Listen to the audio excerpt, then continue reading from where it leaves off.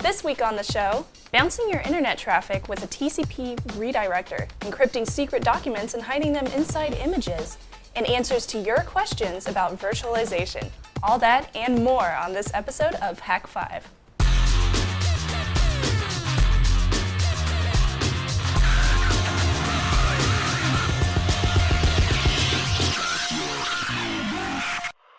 This episode of Hack 5 is brought to you by GoDaddy, Gamefly, Squarespace, and viewers like you.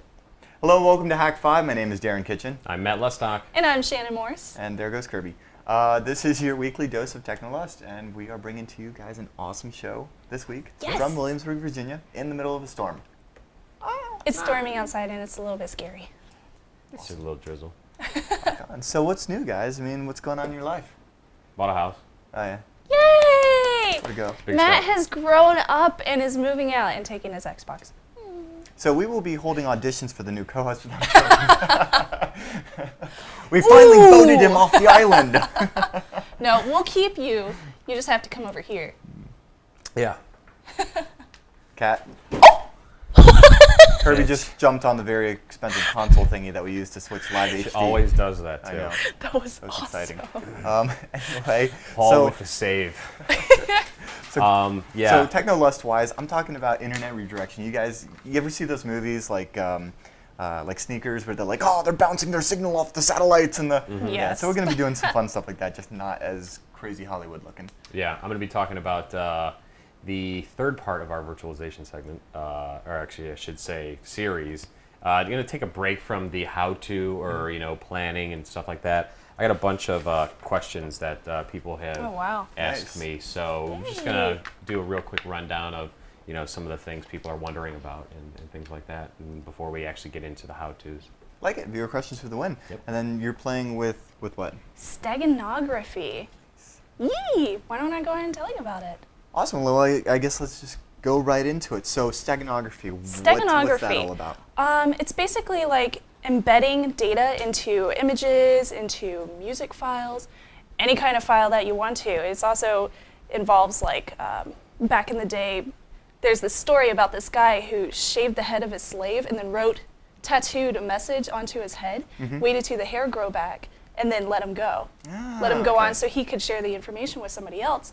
The thing about steganography compared to cryptography is that cryptography, it's obvious that there's a message there, you just can't read it. You have to figure out the code to find out what it says. Right. With steganography, you hide it inside of something that looks so normal.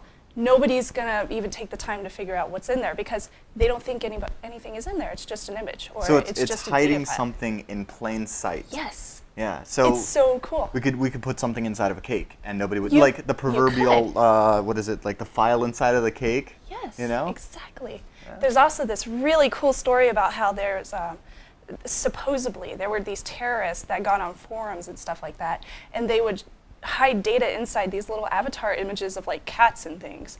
So they were able to send messages to each other just inside of these little avatar files. I can have Crazy. cheeseburger as maybe a terrorist outfit. You never All know. those lolcats. See, you never know. There's so many images. Cool. in there. Well, how do we do it? Okay, well, I found out about this really cool program. It's just called StegHide. There's tons of different programs out there. All of them work a little bit differently. So, choose the one that you like the most. For me, I like StegHide. Right. StegHide is open source. You can find it at steghide.sourceforge.net. It is StegHide, yes, steghide.sourceforge.net. So it's available for They have your Windows, great your Mac, your documentation for you, so you can figure out how to do it yourself. They have the downloads they have Linux download on here, as well as Windows. I think do they have a Mac version? Well, if you can run it on Linux, you could run it on Mac potentially if you've had all the libraries and all that fun stuff.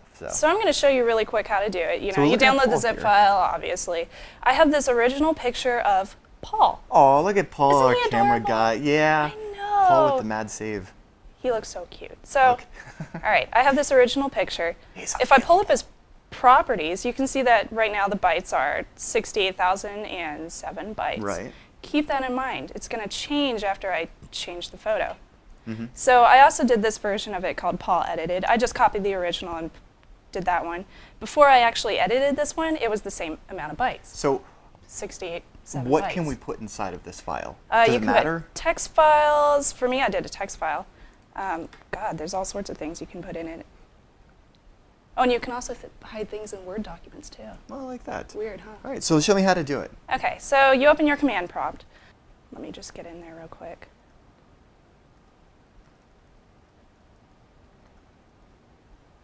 Okay, so I'm going to open up steghide.exe. This gives me all the information on how to, first of all, embed your information, and then extract your information. So first I'm going to embed this really small little text document that says the new Hack 5 store is opening this week. Check it out at hack5.org. That says com. Oh, oops. Here, let me change that Yeah, real the quick. spammers took that Org. because I was cheap and I didn't want to register an All right, expensive so domain. you've seen my little text file. You know, it's nothing important, but maybe I'm like telling somebody some secret code, and Yeah. I'm like, all right, I got to email him this file. So I'm going to embed it. Let's see, steghide embed -cf. And then the picture is called Paul edited.jpg -ef, and the text file is shirts.txt. And it's going to ask me to make a passphrase. Okay. Well, we all like Paul, and Paul's the camera guy, so I'm going to do camera guy. Okay, so embedding t-shirts in pauledited.com, it's done. So let's take a look at the difference now between those files. All right. We have the original. Yes, you have the original, you know, it's still the 68,000, where's that? 68,007 bytes. Okay. We go into Paul edited now. And this is kind of weird because it compressed it just a little bit more when you added in that little itty bitty text document. So now it's 59,529 bytes. Right. Weird. Well, I mean, it's JPEG. It's Weird. lossy. I mean, you can Yes. do compression on the image. And So if you have the original image and then you have this one that you think maybe something's in there, okay. if you know how to do it, you can just look at the bytes and see if there's some kind of difference. That gets us right into what's called Steganalysis, which we should do a follow-up segment trying to actually show you how to, process some images and see if maybe there's something hidden in the cake. We should. All right, so I'm the person that's getting this file. I don't actually have shirts.txt yet, so I just deleted it. Right. Since I'm the person that's Okay, getting so it. now that you're the person that's downloaded this image, you think there's Yes. something in it, so you run steghide. So I'm going to run steghide again, or With I'm the new guy. And we think there might have been something put in here with Maybe. steghide. I mean, so there's a difference in the size, so who knows? All right. So I'm going to put in Paul edited. I wonder if it was edited. It's just steghide extract -sf Paul edited.jpg. Press enter. It asks me for a passphrase, so hopefully I know it. I'm going to think, Paul, he's a camera guy. Or we could brute force it. Okay, it said it wrote extracted data to shirts.txt. Whoa. So there we go. So we've got the file. So There's data inside my image. Whoa. It's awesome. Okay, so I opened up shirts. There you go. awesome. Same exact information is inside my text file now. I like that. It is so cool. I saw this and I was just like, what? Blows my mind. I didn't know you could do that crap. And there are Wow. other tools, right? I mean, not only steghide, there's ones that There's allow you to all do video. sorts. I mean, just Google it. Google like well, we have embedding inside music file. right, and we have okay. So you could embed a text file inside a music file, and then put the music file inside of a picture. You or could. vice versa. Cool. And we have links to awesome other resources if you're Yes. interested in steganography. All sorts of information. Got it over at snubsy.com. And check out steghide.sourceforge.net for more information. Sweet. And we will also be taking your questions. So if you have some questions about this stuff, feedback at hack5.org. Yes, So love the we- information right, that you guys sent me. And we can maybe come back and do a little bit of steg analysis for you guys. But I think at this point, we are going to go ahead and find out what is going on with this week's LAN The party LAN party. from Matt. Matt, take it from here. All right, guys, so this month's LAN party is GoldenEye Source. The developers have been kind enough to let us know that they've released the final version of GoldenEye Source, which is obviously a recreation of GoldenEye in the Source engine. You're gonna head on over to ges.hack5.org to connect up to the game. And for more information or to suggest your own gaming segments, head on over to hack5land.squarespace.com. With Squarespace, you can create blogs, easy, expert, websites, who knows. You can do anything with this publishing platform. Very intuitive, user-friendly interface. Head on over to squarespace.com and use coupon code HACK5 for 10% off the life of your order. A little bit later, I'm going to be talking about some questions that I've received after my virtualization segments. But right now, Darren is up with Internet Redirection.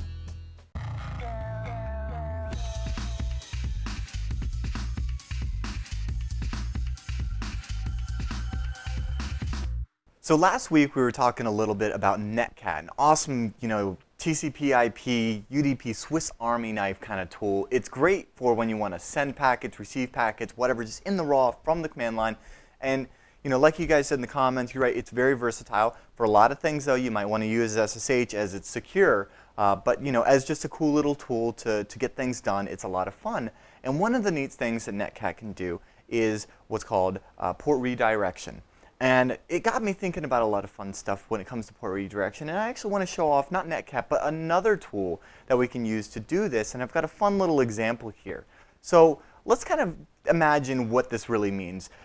You can kind of envision this as, just basic firewall rules, but there's these applications that make it super simple to take some incoming data and then process it and send it out on, like, say, a different port, different IP address, whatever. So we're going to show just the simplest little traffic cop that we can kind of put on our own, our VPS or something like that, so we can do some interesting things to maybe get around corporate firewalls. So let's take a look. What I'm running here is RINetD. You can find this over at bautel.com, and it is basically an internet redirection server. You can, I believe, there is a Windows version of this, as well as Linux. I'm doing this in Linux, but if you've got like a VPS or something like that, you could run it on either. And what I want to show you is how to set this up. So I already have it. Just download the tar, untar it, and go ahead and make it. But once it's compiled and everything, all we really need to do is set a configuration file for it. Now that configuration file lives in /etc, and it is called rinetd.conf. And I actually have a very simple one set up right here, and that is to take everything coming in on 10.10.0.162 on port 80 and send it out to 217.10.144.138 on port 6667. So if you're familiar with those ports, basically what we're doing is we're saying, oh, listen on what would typically be your HTTP connection for web pages and stuff, and go ahead and send it out to a completely different host on port 6667, which is typically used for IRC. In fact, that IP I mentioned is the IP address of irc.revision3.com, which is hosted by Zone 9, which is where #hackhouse lives. So we're going to go and pop in there and say, hey, by bouncing my computer upstairs off this computer right here, this 10.10.0.162, and it's going to go right through there. Now, the configuration, really simple. You see, that's all you need to do. There are a couple other options. You can say allow, space, and IP address. So you can actually set it up. You can also do deny. So you have a little bit of rules there. This is not your Cisco firewall here, but it has some rudimentary rules for access control based on IP address and some logging. So we could use this to log some stuff, which we could also have a lot of fun with, like a Python. Anyway, we can do fun stuff with this. But let's just go ahead and show a real simple usage case here where, say, like I'm at my office and they've got the firewall locked down to where I can only really do stuff out of port 80. Now, it's not like some stateful connection dealy. It's not checking the headers or anything. It's just saying lock everything down but port 80. So it's a pretty dumb firewall, right? So I use my IRC client. So I'm RDP'd upstairs to my client here. I've got YChat open. And I can actually say server 10.10.0.162, which would normally be my dedicated server, my VPS, my something up in the cloud running this. And I'm going to say on port 80. And what's going to happen is it's going to refuse my connection. Oh, I'm sorry. There's one other important thing that you need to do after you get your configuration file set up, and that is you actually need to run the service. There you go, Darren. Now let's give it another shot. All right, so connect to 10.10.0.162 on port 80. Find my host.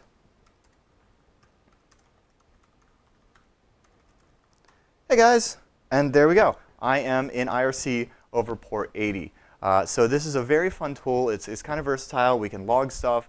We can set up access lists, very basic read write stuff. And now over port 80, I'm talking to IOU and Fusion and Kloopman and all those cool kids in the Hackhouse IRC. So anyway, for more information about this, head over to my show notes at hack5.org. And at this point, I'm going to go ahead and kick it over to Shannon and find out what's going this week's trivia. So the Gmail PHP Badge Code Challenge, it's still going on over at hack5.org/code challenge, and we have decided to extend it for another week until Thursday, May 7th. The reason being, we have gotten so many really good PHP codes in. It takes a long time to get through all those, and we have decided to give out 2 of the PHP reference books, which I have right here. Aww. And this book is by Mario Lorig. Thank you, Mario.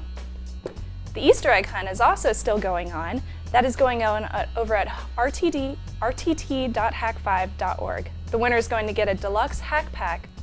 Actually, 3 winners are going to get deluxe hack packs and a lock of Matt's hair. I know you're excited for that one. I know I am. No!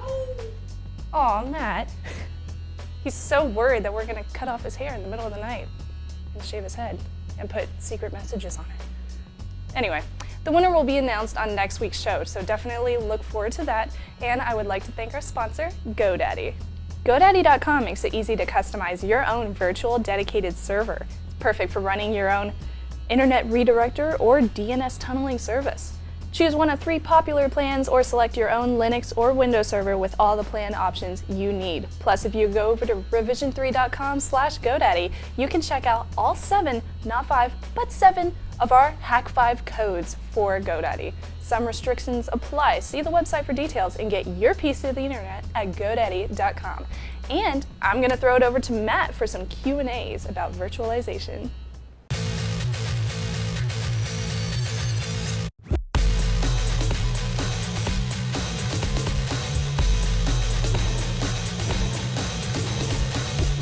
All right, guys, so we are here for a little Q&A session about virtualization. Now, the last couple of weeks, I have talked to you about the cost savings, both in power, cooling, and pure monetary savings in trying to fill a rack with 42U servers.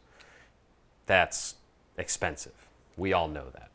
But what can we do to try and put some of your fears or your questions at ease?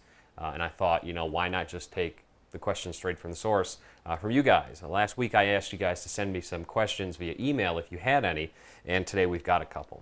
One of the ones was from AZ, who'd been watching the virtualization segments, obviously. Despite the possibility of higher availability and maybe possibly power reduction, his boss is concerned that they're going to lose performance from going local storage, which is probably, SAS 3 gigabit, to iSCSI storage, which for a single gigi channel is probably going to run, if you get, a really high performing machine, 160 megabytes a second. Now, I've done some, SQL.io, SQL.io, whatever you want to call it, tests, on my inexpensive SANs, and I can tell you that, peak utilization out of the SAN is about 120, 130 megabytes a second. I mean, unless you're doing ridiculous amounts of databases on hitting it at the same time, that's where you're going to run into an issue. The other thing that you could possibly do is there's a function called RDM, raw device mapping, which instead of going through VMware or Xen for your virtual disk, what you do is you carve out a piece of your SAN and connect the virtual machine directly to that.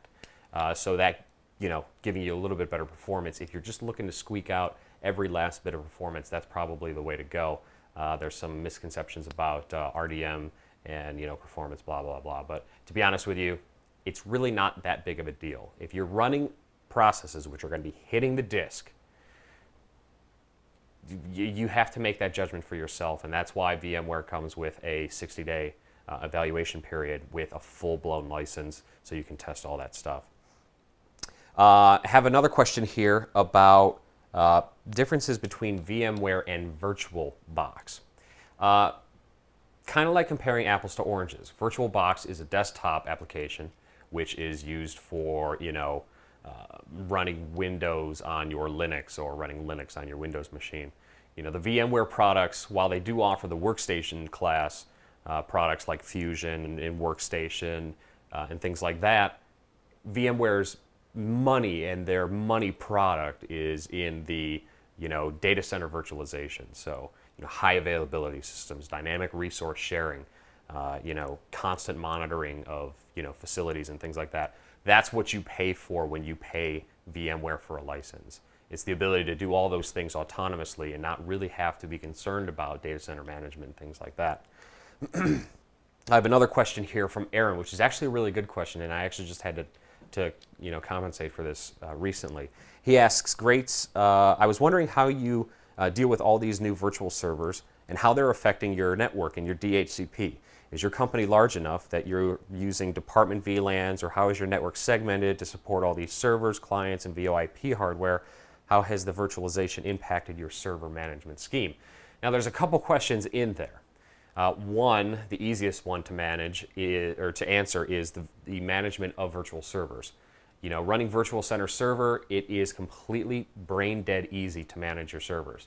You get a list on the side, you can create folders, different departments for the servers, and blah, blah, blah, blah, blah. Click on the console button, and boom, you're at the console session. The other question in here is network sprawl. Now, to combat that, segment your IPs. If you have a powerful enough router, we have a Juniper SSG 140, segment your IPs. We use a 255, I believe, so that we get 10.10.0 through 10.10.3 for anything that is inter-office. For VoIP hardware, it's a different subnet and things like that. So really, when you're playing with subnets and things like that, VLANs tend to be a little bit more, how do we say, difficult to manage and keep track of unless you have, some centralized management console for your switches and things like that. So in this instance, it's, in my company's not crazy large that we have to use VLANs and things like that. So I just segment out the network by IP ranges. And last but not least, have a question which isn't really related to VMware or Xen or Microsoft's Hyper-V, but a question on supplying a virtual machine with more than 4 gigabytes of RAM. If you're running a 32-bit operating system, there's a physical limitation in the addressing space that you cannot apply more than 3. What is it, Paul? 4? Is it 4?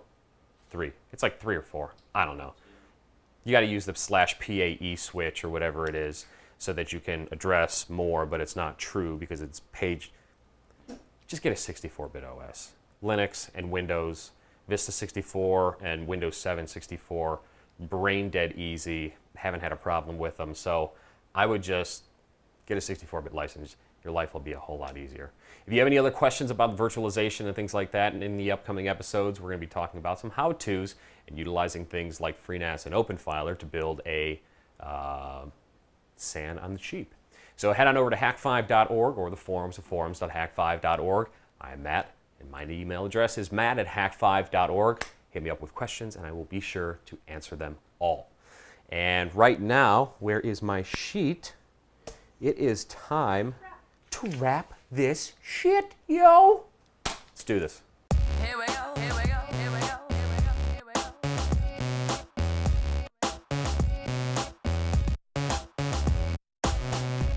All right, guys, that just about wraps up this RGB edition of Hack 5. But before we get going, we got a bunch of fun stuff to wrap up here. One of which is to thank our awesome sponsor, GameFly. Let me tell you about GameFly. Listen, they are one of the largest, the largest online video game rental service. They've got over 6,000 new and classic games, and you can get your own plan starting at like $15.95 a month and get games just delivered to your door in the mail. And when you're done with them, you just send them back. They send you the next one. Keep them for as long as you want, or keep them forever. Just pay a little nominal fee, as you were saying. Yeah, it's like $40 or something like that. They'll send you the manual and the box or the case for the game. So, for example, that Dark Knight game that you were thinking about, Yes. I don't know if it's worth buying it, but this is like a try before you buy kind of dealy. And there's nothing better than just open your mailbox and seeing like, Oh yeah, what are we gonna play? Yeah, let's. And Anyway. if you're a madman like Paul, you could definitely get your $15 a month out of the service. Yeah, you So can Hack5 definitely. fans get a 2-week free trial when you go over to gamefly.com/hack5. Some restrictions apply. See the site for details, and we thank them for sponsoring this fine program of education and enlightenment.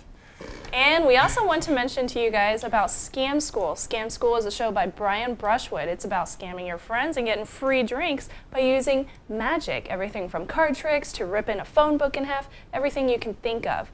You can watch Scam School over at Revision 3 every Thursday. That's right. You could scam your friends into filling your shot glasses full of yummy, tasty beverages. Speaking of which, Darren, it's odd that you have a shot glass on the set. Yes, I have how an very interesting strange Hack5 is shot that? glass. There are actually 94 of these, I think. 94. 4. Well, I'm So- sorry, make this 93. I'm keeping this. So just to let you guys know that the store is available. You can head on over to hack5.org and find the store. The Hack Shop. The Hack Shop. And we are finally selling the Evil Server t-shirts. Which you can see right here. The shot glasses, of which there are a limited quantity, and we will not be printing more, ever. Woo! Your sticker packs, your pineapples, Yeah, and blah, yeah. blah, blah. Pineapples. I even got monkeys that are falling out of my hands. Anyway, fun Monkeys. stuff all at the Hack Shop, and we encourage you to support this show by getting fun stuff, and that would be cool. I don't know what I'm grabbing at, but you know, it's what I do. And as you probably noticed if you've been to the website, Darren is now live editing the website. He just got a little frustrated with local versions. Huh? Dude, doing like web development on Windows, and then when you're trying to port it over, how do you mod 7.7 and the blah blah blah with the thing and the 7.5 and you're like Windows, and then you move over to Linux and you run your own little VM dealing your blah blah blah, and you move it over and none of the stuff's the same and all the directories are different and you're trying to, you know what I said?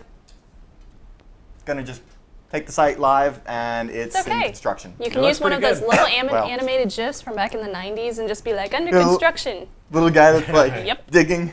There are some huge things that Darren has planned have- for. Yeah. Yeah, I have to upload 167 videos to Yes. YouTube, and once I do, there will be related content with Do we segments have up to the use wazoo. YouTube? I want to use YouTube. That's where all We the use goodness is. YouTube and a better one. What are you trying to say? That our friends over at YouTube don't have the bitrate to Ah. properly deploy the Technolist? On certain days, yes. Like when Okay. you're trying to view an HD video sometimes. I think Darren's joking. We should probably go so we can rush him to an an ER. Oh God, he's dying. I hurt myself earlier. I Yeah. mean, it's season you 5. did. All right, it's so hack5.org, forums at hack5.org, feedback at hack5.org, Darren choking at hack5.org. I'm going to make a It's subdomain okay. and I'm just going It's to take okay. a picture with him, but excellent. All right, guys. See you next time. Just your Technolist. I'm gonna take a shot. Trust your Technolist, guys.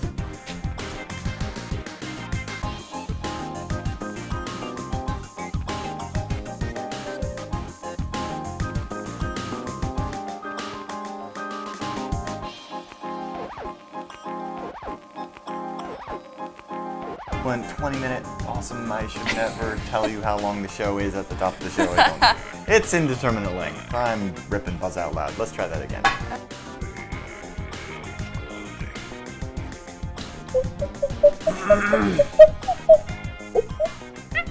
I might have won some cornhole tournaments in my day.